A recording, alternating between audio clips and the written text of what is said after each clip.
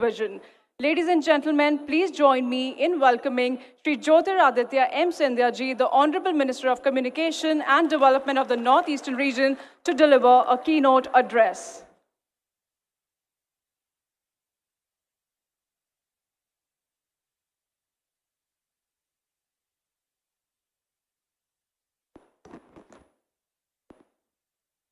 Let me take this opportunity to welcome everyone this morning.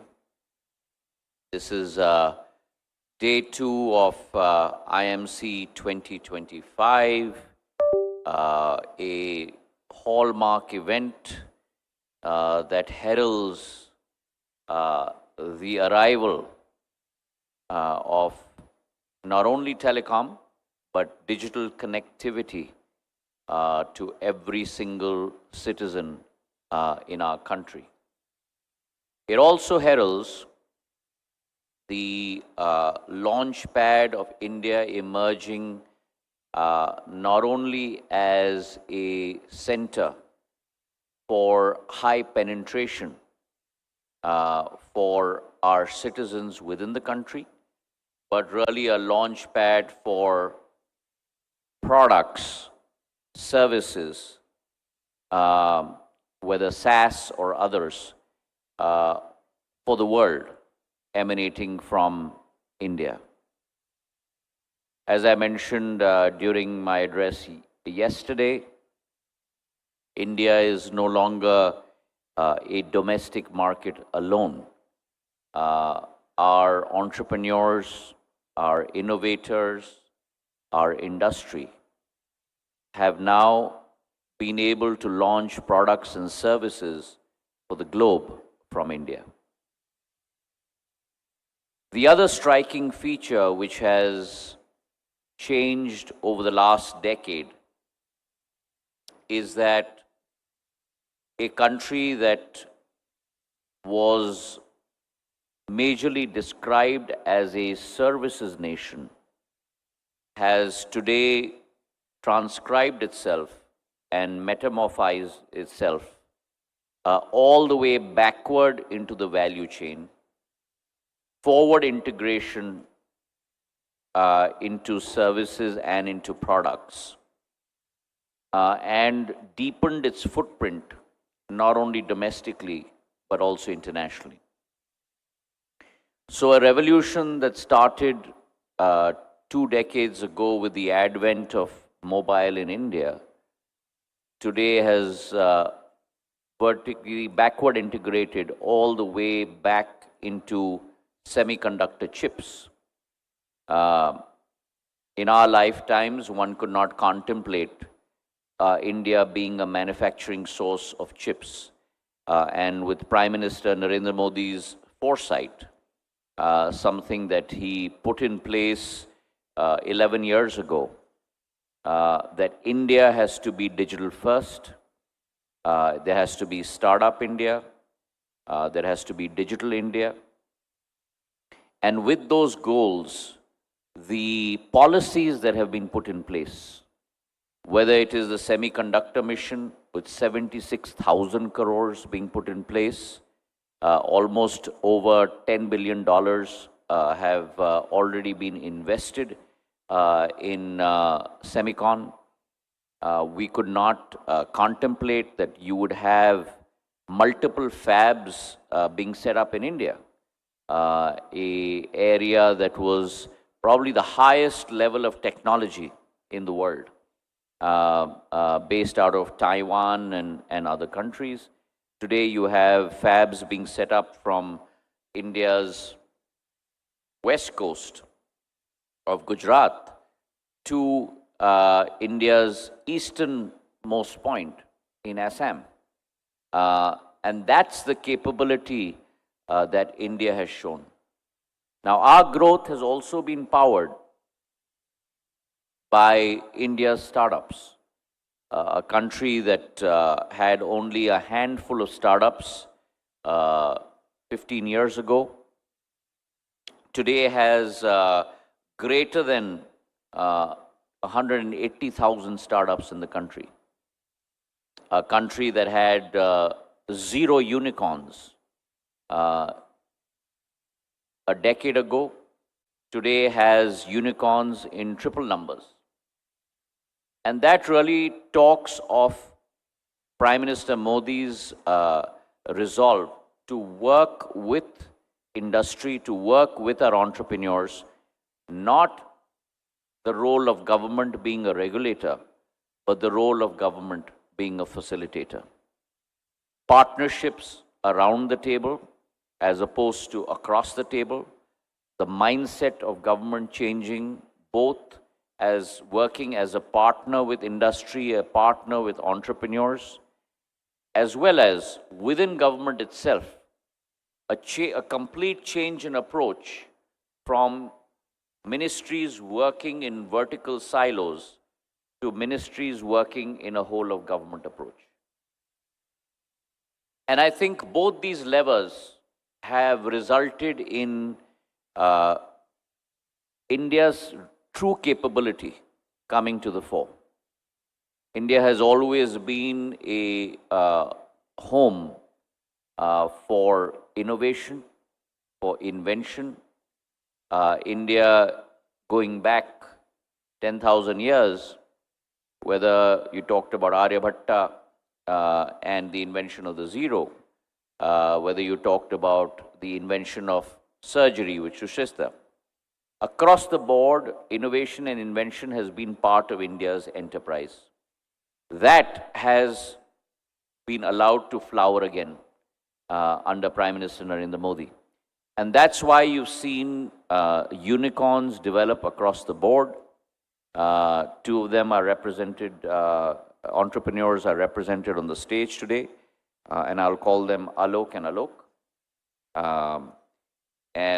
But they have very diverse value chains and very diverse offerings. But that is the capability. You have seen a churn in India's rise.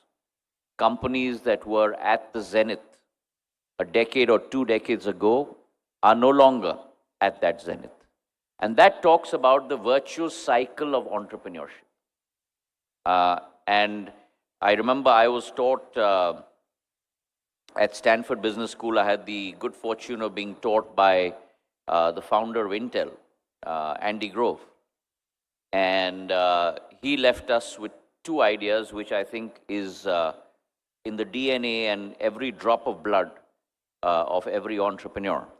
The first was, he told us that, remember, there's only one constant in the world, and that is change.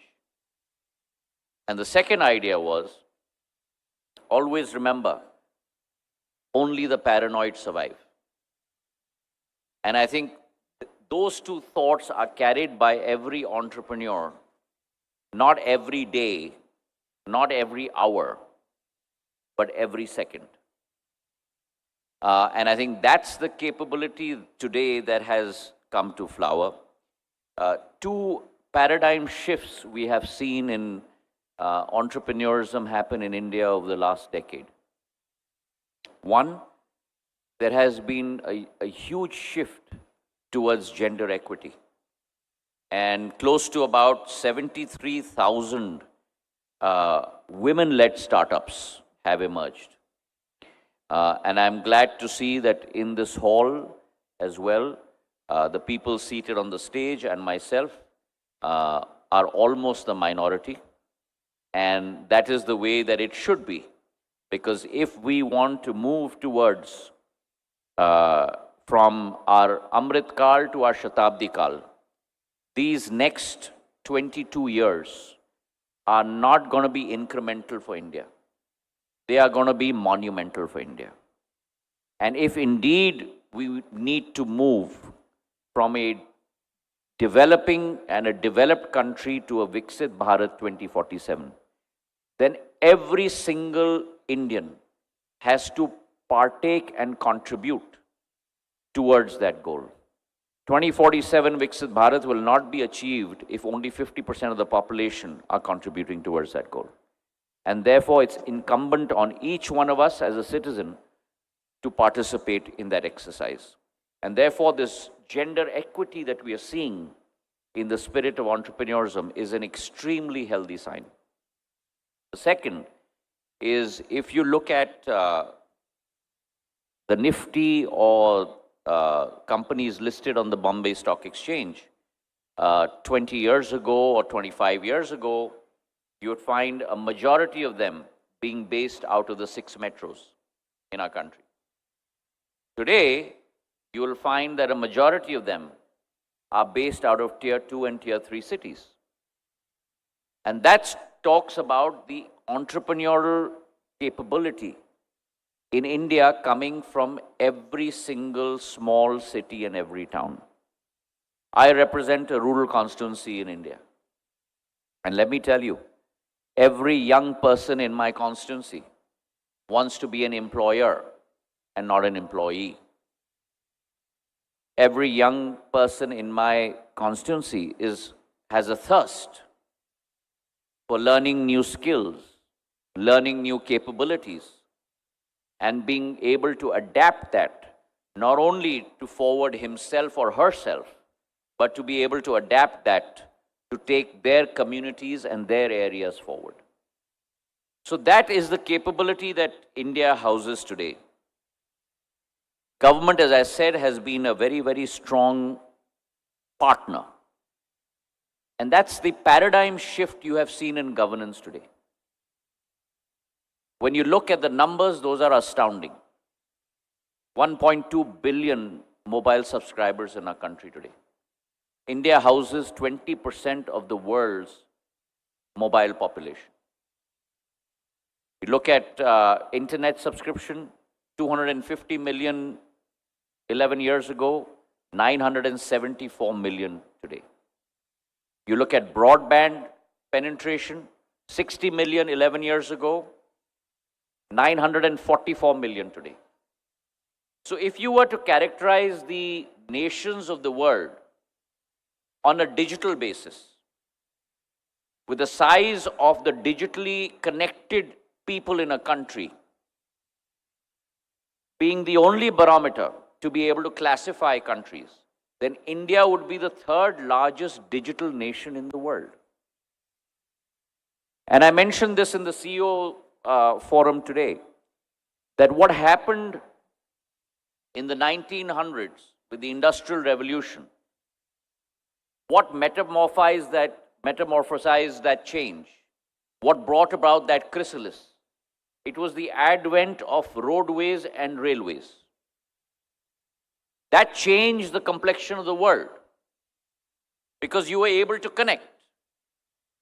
You were able to transport production from one center to the other. Production became global as opposed to production becoming local. What India has done over the last 11 years under Prime Minister Narendra Modi's leadership has been to construct the largest digital highway in the world. And that digital highway has been able to connect 1.4 billion people in our country with the world. So I represent the Northeast today. So my 8 northeastern states, today 4.5 crore people,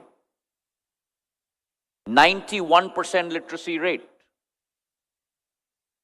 75% below the age of 30. Today, each one of those people have the ability to become entrepreneurs, manufacture their handloom, handicraft, semicon chips, and connect themselves to the world market. That capability was not there in India 11 years ago. That capability is not there in other countries of the world today that you have in India. The fact that today with our UPI, our digital public infrastructure, you have close to 20 billion transactions happening a month. 260 billion transactions in a year. Close to $3 trillion being transacted over UPI. 46% of the world's digital transactions happening in India. That is a true sense of empowerment, and from that empowerment comes the capability of entrepreneurship to flower. So I really believe that policy and government have to provide the runway. Having been civil aviation minister in my past life, I can only give you that metaphor. And I believe that the policy and government have to provide the runway. Entrepreneurs like ANA, Alok and Alok, provide the flight.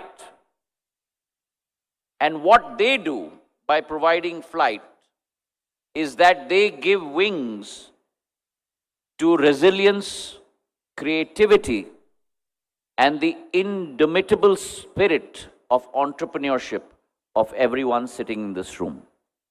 So, ladies and gentlemen, as Prime Minister says, yahi samay hai, sahi samay hai.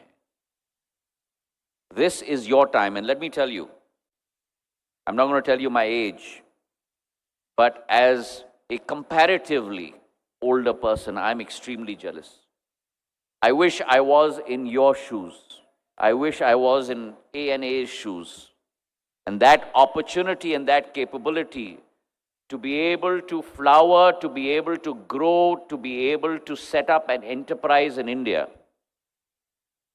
that truly will be vocal for local, but at the same time, local to global, that will be Anusandhan driven, research driven, but will be Atmanirbhar, will be self-reliant, and at the same time will show the world that design in India, solve in India, but scale for the world.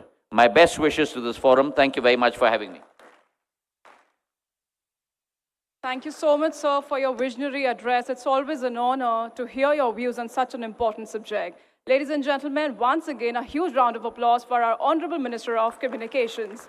Moving on to next, I now request Mr. Alok Bajpai, co-founder and CEO, Ixigo, to very briefly enlighten the gathering on the subject.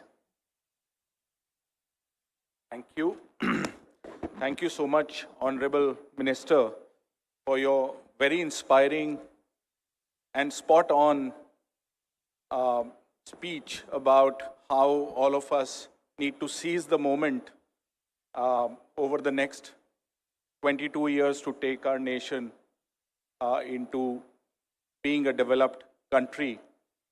I would also say that, I have always been a fan of your civil aviation ministry days, where many may not know, but under the leadership of Shri Scindia ji, we almost doubled the number of airports in the country just coming out of COVID. More than doubled? More than doubled. Under the UDAN scheme, we had, how many of you know that places like Darbhanga, Jharsuguda, Bareilly, or many of the northeastern cities actually got the airport just coming out of COVID, right? So I think his work has truly catalyzed the growth in the travel industry as we see it today. And also, I think the policy making was done in a very constructive manner to allow private industry to flourish and take advantage of whether it was redevelopment of airports, whether it was liberalization of how routes or schedules were done. I think when I came back to India in 2006, and partly catalyzed by the growth story of our home market, but also had watched the movie Swades, which sort of inspired me to come back and light the bulb in my own country. I think compared to then and I see now, with the resolve of this government under Shri Narendra Modi ji, and the kind of boost that startups, entrepreneurship, and building for India, have been brought into the spotlight, the mainstream, right? When we started, it was not mainstream to be running a startup. And it was very hard to convince people even to join a startup. And I think now it's every Indian's dream to actually have their own startup one day. I would just like to say that we have to understand that we are at a very unique moment in history where a nation goes from being a developing country to a developed country. And the onus is on all the people sitting in this room, all the young people in our country who are going to make that change happen. And I think the unique trifecta we are at today, there are three things which are coming together in a beautiful way to actually spurt this growth even faster. The first is, the government and the policy making are totally aligned to removing the barriers, to become enablers, to help create the ecosystems, to essentially bring the policy making into real action with also this funds of funds that has been set up. Many of you do not know, but several lakh crores are being outlaid by the government to support the venture ecosystem, the private equity ecosystem. When I came to India, there were like 6 venture capital funds, and I had a very hard time raising money in the first 5 years. We are now living in an era where you should all not just think of an aspiration of getting a 20 lakh job. If you create something meaningful, raising 20 lakh funding today takes days or weeks. So if you actually create something of value, there are people out there that will essentially be willing to back you. And the trifecta, the other two legs, so the first is government policy making, the other leg is the digital highway that Sir alluded to. All Indians are digitally connected. We are the most digitally savvy population on the planet. And I keep hearing this when I travel abroad, that whether it's OpenAI, whether it's Perplexity, we are the fastest growing cohort of users. Possibly we'll become the largest cohort of users of AI. And the third is seizing the AI moment. We now have the superpower of the world's intelligence, more intelligence than all the humans in the world combined, available to you at 399 rupees a month. It's up to us to leverage that to make the most out of it. And I cannot tell you the fact that I see young people going out there and creating companies that are already generating crores of revenue every year by leveraging, the AI platforms that are available out there. And I highly encourage all of you to sort of start leveraging them to create more value, to learn, and to build in India, build for India, but also build for the world. I think the next 22 years will be nothing like the last 22. I think it will be a step change. And I would not be surprised if the startup ecosystem actually, even in the listed space, starts accounting for a very large creation of value in the next 20 years, given how fast our companies have grown and started becoming large enough to actually list. I will end with a very simple advice to all of you, that if you are in your 20s, in your 30s, when 2047 comes, I'll be in my 60s, and with longevity expansion, hopefully I'm still productive. But imagine this is the moment where if you actually pick up an idea, start working on it, leverage AI, you might create companies which are worth way more than any of the startups today. The moment is now. Please seize that moment. Thank you. Thank you. I want to add something to what Alok said and also differ with him. So the vision and the mission has not to be to create value and wealth for the company. Always in life, the vision and the mission has to be to create value for your customer. If you create value for your customer, it will create value for you. Therefore, don't necessarily get burdened and obsessed with valuation and when you're going to go IPO and when you're going to go public. If you look at the most successful corporations across the world through time, not at a moment in time, but across time, their mission and their goal has been to create a difference in people's lives.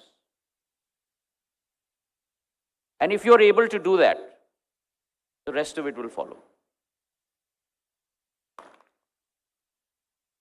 And let me give you my own personal example. For me, my passion is not about politics. My passion is about public service. My father used to say कि राजनीति हमारा मकसद नहीं होना चाहिए, हमारा मकसद जनसेवा होना चाहिए और राजनीति केवल एक माध्यम होनी चाहिए उसकी पूर्ति करने के लिए. So you have to decide what is your destination and what is the path. Is your destination self-wealth creation? Is your destination that you want to become a minister? Or is your destination service? If your destination is service, then you choose the path of politics, you choose the path of becoming an entrepreneur, you choose the path of growing an enterprise. And the creation of wealth or the ability to be able to rise is the fruits of that labor.